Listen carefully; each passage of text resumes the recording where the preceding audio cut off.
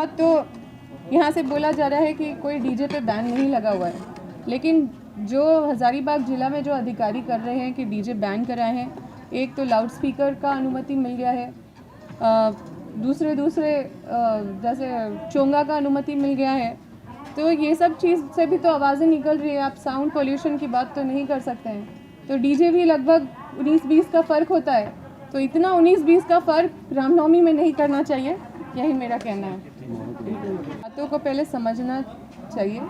हम लोग नए विधायक हैं, हम लोग पहली बार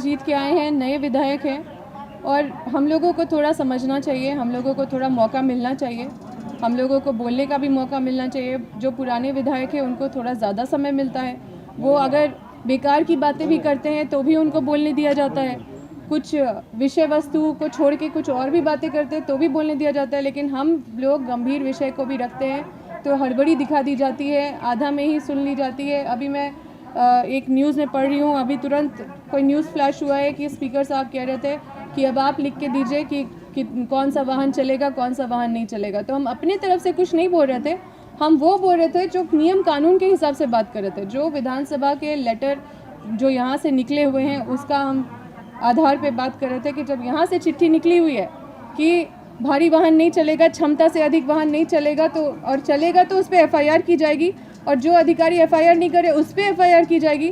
तो इसका क्या बस ये चिट्ठी है या फिर इसका अनुपालन होना चाहिए कि नहीं होना चाहिए? आपकी सरकार है, आपका अधिकारी तो आप नहीं सुन रहे। देखिए, हम सरकार के ऊपर कुछ बात नहीं रख रहे हैं। जो अधिकारी मनमानी कर रहे हैं, जो मंत्रालय से बिना आदेश लिए, बिना उनको संज्ञान में कुछ डाले इस तरह का काम कर रहे हैं, इसी चीज़ को हम विधानसभा में रख रहे थे। और ये बहुत गंभीर विषय है, क्योंकि हमारा पूरा झारखंड में लगभग बहुत ज़्यादा क्षेत्र है जो ग्रामीण सड़कों से होकर गुजरता है, और ये पूरा हमारा झारखंड जो है माइनिंग रिसोर्स से भरा हुआ है। मतलब खनिज संपदा भर भर के है हमारे क्षेत्र में। कहीं कोई चीज़ का कहीं बालू है, कहीं कोयला है, कहीं अलग अलग रिसोर्सेज हैं। तो जब भारी वाहन वहाँ से रिसोर्सेज उठा के जाते हैं तो ये ग्रामीण सड़क से होके जब जाते हैं तो ये क्षमता के ऊपर जाते हैं। तो ये क्षमता से ऊपर जब चलते हैं तो उस पर एफआईआर नहीं होती है, इस आदेश का पालन नहीं होता है। तो फिर ग्रामीण फिर धीरे उनको उस सड़क से ही बाहर कर दिया जाता है कि ये तुम्हारा सड़क नहीं है, तुम यहाँ पे अगर मरोगे या फिर जो भी होगा ये तुम्हारी जिम्मेदारी। मैडम, रामनवमी पर सड़कें ग्रामीण को दिए गए हैं। एक तो बहुत दशक के बाद सड़कें बनती है, बहुत मुश्किल से हम लोग को सड़कें मिलती है। आप भी जानते हैं कि एक साल में हमें कितने लंबे सड़क बनाने का अनुमति मिलता है। तो एक रिसोर्सेज हम लोग का लिमिटेड है। आप वो सड़क बनाए हैं, आज अब पता नहीं कितने साल के बाद फिर वो सड़क बनाएंगे। तो आज़ादी के बाद कई दशक के बाद वो सड़क बनी है। अब सड़कें इतने मुश्किल से बनी है, लोग आंदोलन किए, विरोध किए, सड़कें बनी। अब ये सड़क दे दी जाती है, एनटीपीसी को एनओसी दे दी जाती है। अब एनटीपीसी बोल रहा हमको एनओसी मिल गया, हम इस पर ट्रांसपोर्टिंग करेंगे। अब ग्रामीण कहाँ चलेंगे? बस मेरा यही कहना था। मेरा ये कहना था, एफआईआर करने का आदेश दिया गया है विधानसभा सचिवालय से, तो क्या एफआईआर दर्ज की जाएगी ऐसे अधिकारियों पे जो उस रोड पे उस सड़कों पे भारी वाहन लगातार जो चलने दे रहे हैं, जो ट्रांसपोर्टर्स हैं उनके ओवरलोडिंग जो चलते रहते हैं, वो जो जिस आदेश के आलोक में वो चल रहे हैं, उन अधिकारियों पे एफआईआर होगी कि नहीं? क्योंकि ये विधानसभा सचिवालय का ये आदेश है, तो इसका पालन विधानसभा करेगा कि नहीं दिया जा रहा है। इसमें साफ अस्वीकारा गया है कि ये बात सही नहीं है कि सड़कों को ग्रामीण सड़कों को ट्रांसपोर्टिंग कार्य के लिए इस्तेमाल करने हेतु कंपनियों को विभाग द्वारा अनुमति प्रदान की गई है। और देखिए, अनुमति प्रदान कर दी गई है, ये चीज़ तो हम आपको दिखा रहे हैं। यहाँ पे साफ लिख दिया गया है कि, और इसमें साफ ये भी लिखा गया है कि इसका स्वामित्व है वो ग्रामीण विकास विभाग ही होगा। उसके बाद धीरे क्या किया जाता है कि कंपनी को ओनरशिप भी दे दिया जाता है कि ठीक है, आप इस सड़क के मालिक हैं। तो ग्रामीण सड़क तो राज्य सरकार के पैसे से बनती है, तो उसका पूरा पैसा भी बर्बाद होता है। एनटीपीसी भी उसको कब्जा कर लेती है, अन्य कंपनी कब्जा कर लेती है, और इस तरह का जो कंपनी लोग को एनओसी दे दिया जाता है। तो ग्रामीण लोगों के लिए एक अलग वैकल्पिक रोड तो बनाना चाहिए। ग्रामीण लोगों के लिए कौन सा रोड, क्या मतलब उनका सुरक्षा, उनका रोड था, उनका रोड को गायब कर दिया जाता है, तो उनका क्या विकल्प है? और वो जब मरते हैं उस रोड में तो उसके बाद उसका कोई प्रावधान नहीं, वो धरना करेंगे, प्रदर्शन करेंगे, मुआवजा मिला तो मिला, नौकरी मिला तो मिला। मतलब एकदम लोगों को आदमी की तरह नहीं देखा जा रहा है, जानवर और कीड़े मकोड़े की तरह उसके साथ ट्रीट किया जा रहा है। तो इन सब चीज़ों को हम आज विधानसभा में रखें। हालांकि बात को पूरा सुनने का कोशिश नहीं किया गया, समझने का कोशिश नहीं किया गया।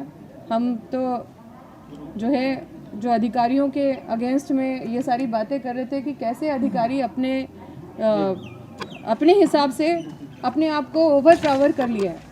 जितना उनको पावर नहीं है उससे ज़्यादा वो अपने आप को पावरफुल समझ लिए हैं। इस तरह से अगर ब्यूरोक्रेसी हावी हो जाएगा तो आम जन का फिर जीना बेहाल हो जाएगा। उनका हर सुविधा, हर सुख सुविधा जो मिलता है सरकार की तरफ से वो भी चैलेंजेबल हो जाएगा। मैडम जो बताई थी कि सड़कें गायब कैसे हो जाती देखिए, ग्रामीण विकास विभाग के तरफ से 2 तरह की सड़कें बनाई जाती है। एक राज्य संपोषित योजना से सड़कें बनाई जाती है, एक ग्रामीण विकास विभाग खुद ग्रामीण PMGSY का सड़क बनता है। इन सड़कों के सुरक्षा के लिए विधानसभा के सचिवालय से एक नियम निकला है, एक आदेश निकला है कि इस तरह के सड़कों पे कोई भारी वाहन चलेगा या क्षमता से अधिक वाहन चलेगा। आप जानते हैं कि ट्रांसपोर्टर लोग का वाहन कितना भारी होता है। हाईवा में जो कोयला ओवरलोडिंग चलता है उसका कितना उसका क्षमता, मतलब वो कम से कम 50 टन से तो ज़्यादा ही होगा। लेकिन ये जो सड़कें हैं उसका क्षमता 9 टन 10 टन से ज़्यादा नहीं होता है। मुश्किल से 6 टन होता है, कहीं 7 टन होता है, कहीं 10 टन होता है।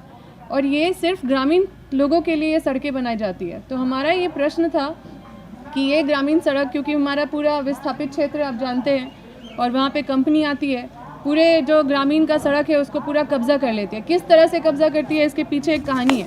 वो ऊपर से जो सरकार के संयुक्त सचिव हैं वो ऊपर से बिना नीचे का रिपोर्ट लिए इस तरह का चिट्ठी को आदेश दे देते हैं जो इसके खिलाफ है। जो यहाँ का नियम, विधानसभा का जो चिट्ठी है, ये जो विधानसभा सचिवालय से ये आदेश जो है इसमें साफ लिखा है कि FIR दर्ज नहीं कराकर, मतलब जो नहीं कराएंगे FIR दर्ज, उस अधिकारी पे भी कार्रवाई होगा जो क्षमता से अधिक वाहन चलाएगा या फिर ग्रामीण सड़कों पे दूसरा कोई ट्रांसपोर्टिंग या किसी भी तरह का भारी वाहन चलेगा उस पर FIR दर्ज करना है।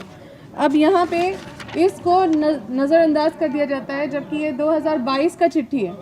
अभी चट्टी बरियातू कोल प्रोजेक्ट आई है हमारे क्षेत्र में, पकरी बरवाडी आई है। तो वहाँ पे देखिए इस तरह से NOC दे दिया जा रहा है।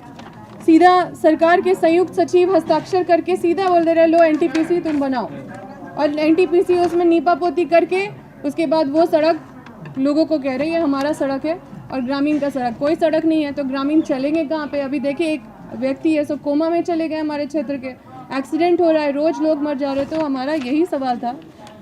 हम जानते हैं कि मंत्रालय को बिना संज्ञान में दिए या फिर उनको बिना उनका अनुमति लिए इस तरह का आदेश को सीधा निकाल देना ये मनमानी है अधिकारियों का।